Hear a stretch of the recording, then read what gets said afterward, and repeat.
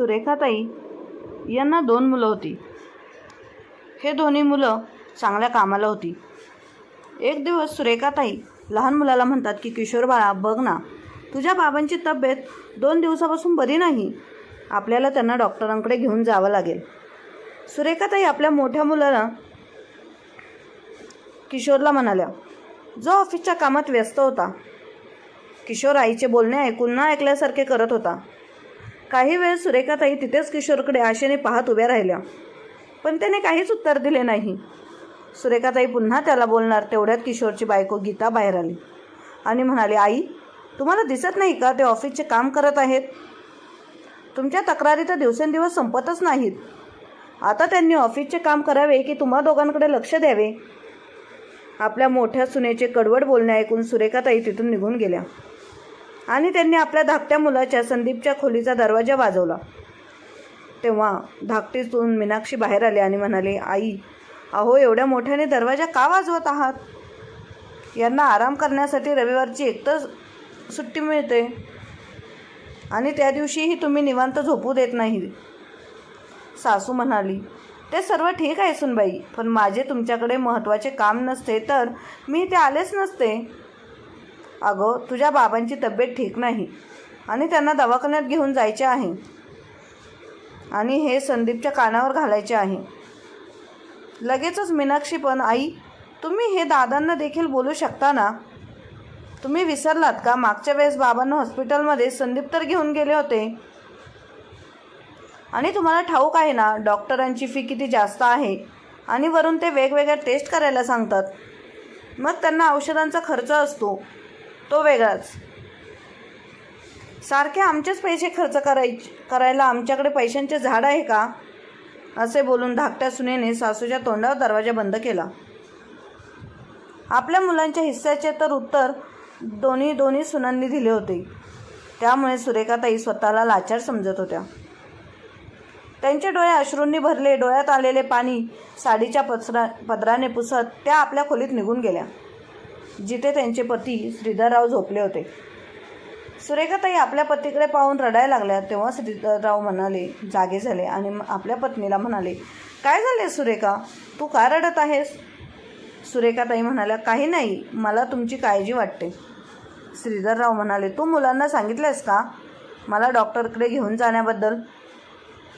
श्रीधरराव खूप आशेने सुरेखाताईंकडे पाहू लागले. मग आपले दुःख लपवत चेहऱ्यावर खोटे हसू आणून सुरेखाताई म्हणाल्या, आठवडाभर काम करून आपली मुले थोकून जातात, त्यामुळे मी त्यांना काही बोलले नाही.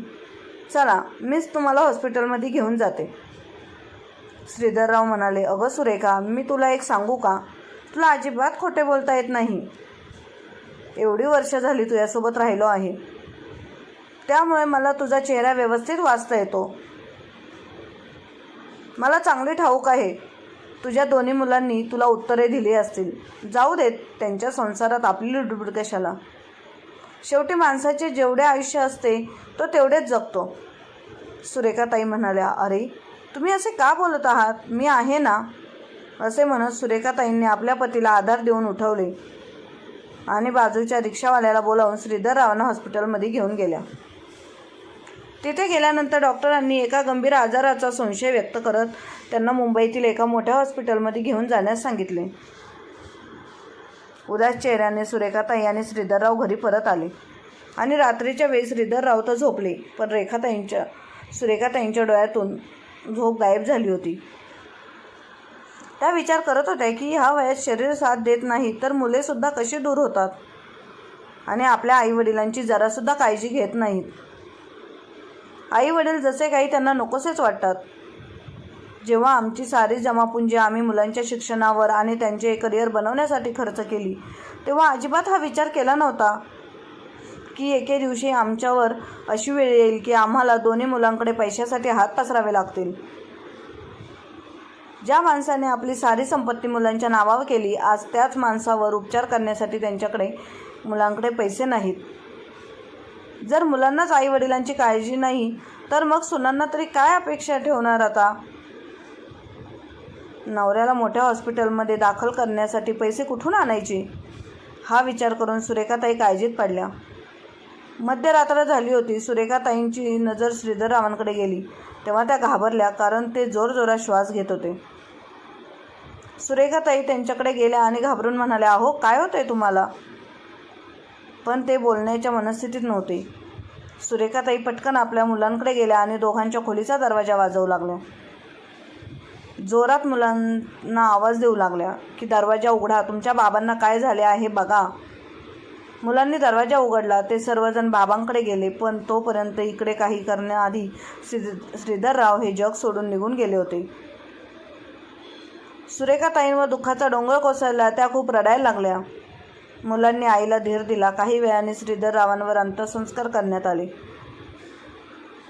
आता सुरेखाताई खऱ्या अर्थाने एकट्या पडल्या, पण पुढे त्यांच्या नशिबात काही वेगळंच लिहून ठेवलं गेलं होतं.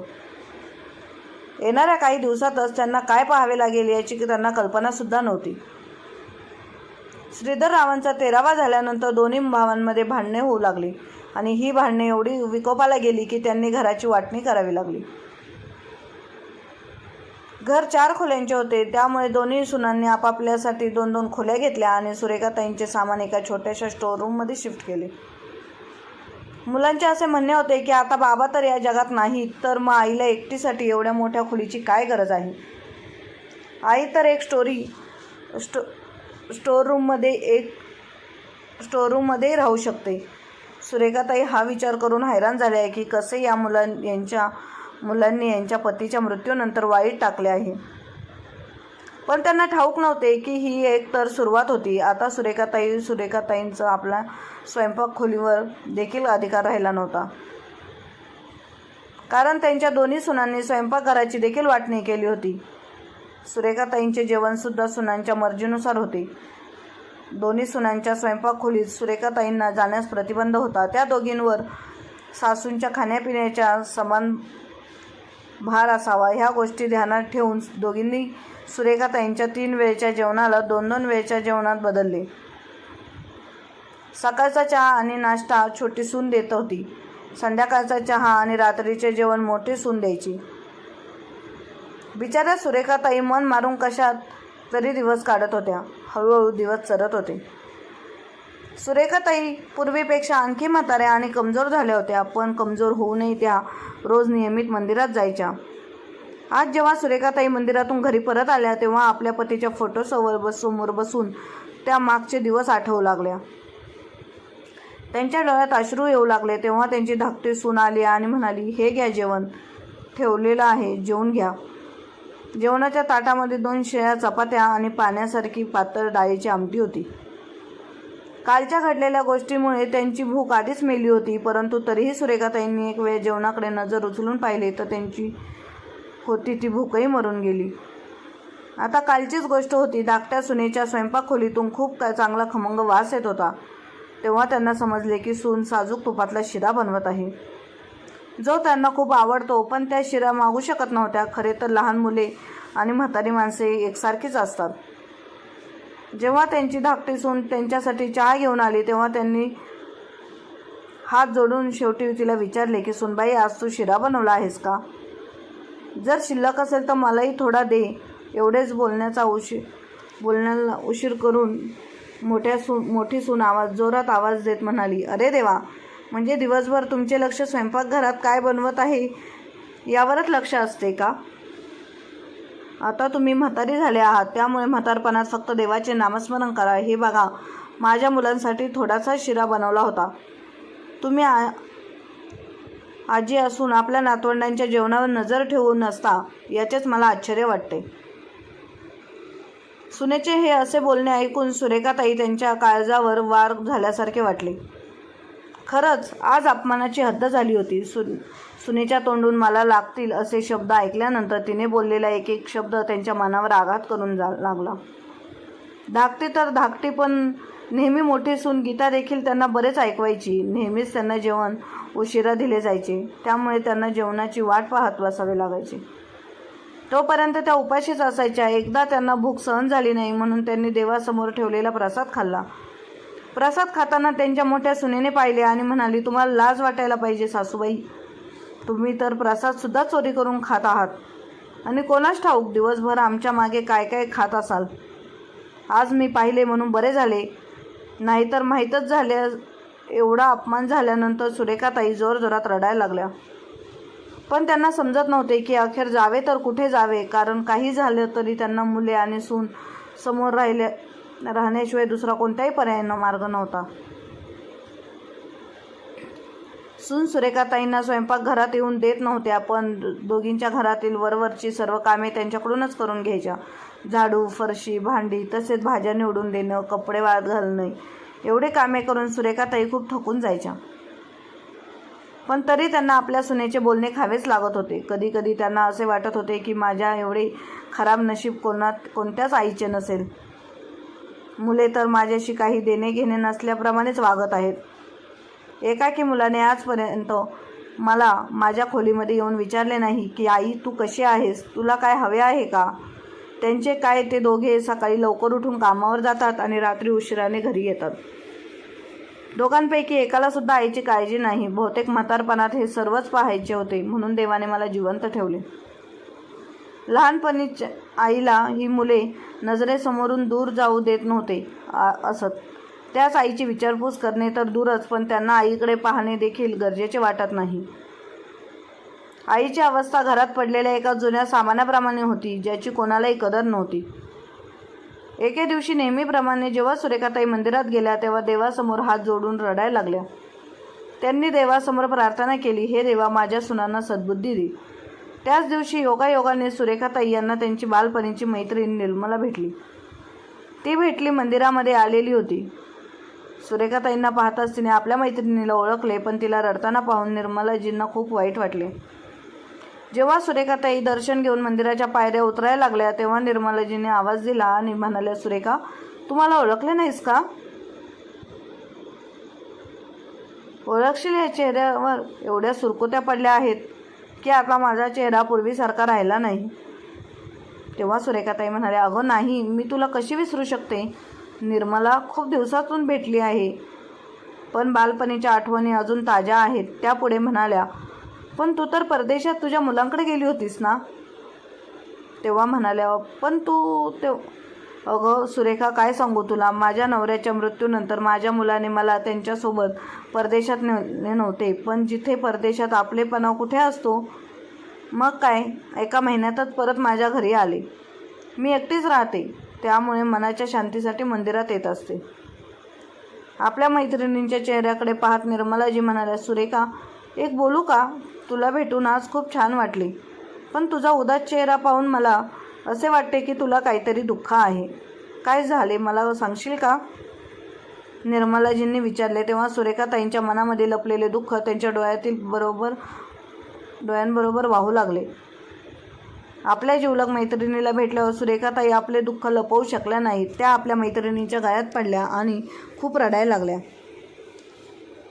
त्यांनी निर्मला आपली सर्व हकीकत सांगितली. निर्मलाजींनी सुरेखाताईंचे सर्व बोलणे लक्षपूर्वक ऐकले आणि म्हणाल्या, सुरेखा, तू काही काळजी करू नकोस. प्रत्येक समस्येचे काही ना काही सोल्युशन नक्कीच असते. असे बोलून सुरेखाताई आश्चर्याने आपल्या मैत्रिणीकडे पाहू लागल्या.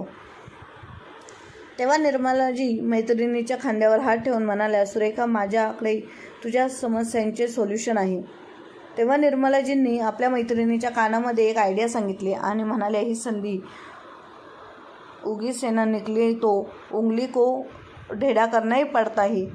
आपल्या मैत्रिणीची आयडिया ऐकून सुरेखाताईंच्या चेहऱ्यावर एक वेगळी चमक आली. पण काही वेळातच उदास चेहरा घेऊन म्हणाल्या, पण हे शक्य नाही. तुला ठाऊक नाही माझ्या सुना कशा आहेत त्या. मला तर भीती वाटत आहे की उगाचच काही झाले तर काय करायचे.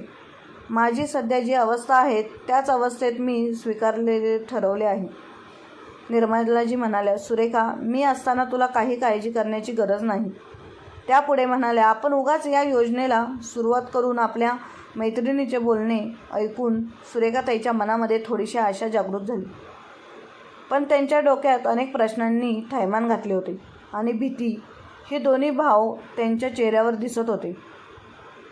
दुसऱ्या दिवशी जेव्हा सुरेखाताईंची दोन्ही मुले ऑफिसला निघून गेली, तेव्हा काही वेळाने त्यांच्या दारावरची बेल वाजली. कोण आले आहे हे पाहण्यासाठी सुरेखाताईंची मोठी सून गेली. तेव्हा तिने पाहिले, एक वयोवृद्ध स्त्री हातात पेटी घेऊन दारात उभी होती. गीता तिला म्हणाली, तुम्हाला कोणाला भेटायचे आहे का? तेव्हा ती वयोवृद्ध म्हणाली, अगं सुनबाई, मी तुझ्या सासूची मावस बहीण आहे, म्हणजे तुझी मावस सासू. तू मला ओळखले नाहीस? पण मी तुला ओळखले आहे. तू सुरेखाची सून आहेस ना? त्याच वेळेस सुरेखाताईसुद्धा बाहेर आल्या आणि त्यांच्या मैत्रिणीला मावस बहीणवरून आलेली पाहून तिच्या गळ्यात पडल्या. सुरेखाताई त्यांना घेऊन घरामध्ये आल्या आणि आपल्या सुनांना ही माझी बहीण आहे असे बोलून बहिणीची ओळख करून दिली.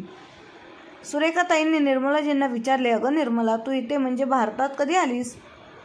अगं सुरेखा, मी तर परदेशातून काही दिवसांपूर्वीच आली आहे. एक तूच तर माझी बहीण आहे, जिला मी एवढ्या वर्षातून आता भेटायला आले आहे. सुरेखा, मी खास तुला भेटायला आले आहे. भाऊजी गेले तेव्हापासून मी तुझे सांत्वन करायला सुद्धा येऊ शकली नाही. त्यामुळे मी विचार केला की आपल्या लाडक्या बहिणीला सुरेखाला भेटून यावे. दोन्ही सुनांना खूप दंग होऊन मावस सासूला पाहत होत्या, कारण त्यांनी आजपर्यंत तिला कधी पाहिले नव्हते. सुनबाई, तुमच्या मावस सासूला काहीतरी चहा पाणी वगैरे घेऊन या. सुरेखाताई असं बोलताच त्यांच्या दोघी सुना रागाने त्यांच्याकडे पाहू लागल्या. पण त्या दोघांपैकी एकीने सुद्धा स्वयंपाक खोलीत जाऊन चहा बनवायचे कष्ट घेतले नाही. तेव्हा निर्मलाजी म्हणाल्या, तुला तर ठाऊकच आहे ना सुरेखा, आपले नाते सख्या बहिणीपेक्षा अतूट आहे आणि म्हणूनच मी तुझ्यासाठी भेट म्हणून काहीतरी घेऊन आलेली आहे. तेव्हा निर्मलाताईंनी आपली पेटी सुरेखाताईंकडे सरकवली. कालच दोघी मैत्रिणी जे काही ठरवले होते त्यानुसार सुरेखाताई म्हणाल्या, तू मला भेटायला आली म्हणून मला खूप आनंद झाला आहे, पण तू माझ्यासाठी भेटही घेऊन आली आहेस हे मला काही पटले नाही. तेव्हा निर्मलाजी म्हणाल्या, अगं बहिणीकडून भेट घेणार नाही याला काही अर्थ आहे का? दोघी सुना एकमेकांकडे पाहत होत्या. त्या पुढे म्हणाल्या, मला आजही तो दिवस आठवतो जेव्हा आमचा व्यवसाय पूर्णपणे ठप्प झाला होता आणि तेव्हा यांना खूप कर्ज झाले होते. कर्ज एवढे वाढले की मला माझे दागिनेसुद्धा गहाण ठेवावे लागले होते. उदरनिर्वाह करण्यासाठी गरजेच्या वस्तू खरेदी करण्यासाठी सुद्धा आमच्याकडे पैसे नव्हते आणि अशा संकटांच्या संयमी तू आणि भाऊजींनी आमची किती मदत केली होती आणि तुझ्या त्या उपकाराला मी कशी विसरू शकते? तुझ्या आशीर्वादामुळेच तिकडे परदेशात माझ्या मुलाचा बिझनेस एवढा छान चालू आहे की त्यांच्याकडे आता पैशांची काहीही कमी नाही. दरमहा लाखो रुपये पाठवतो मला.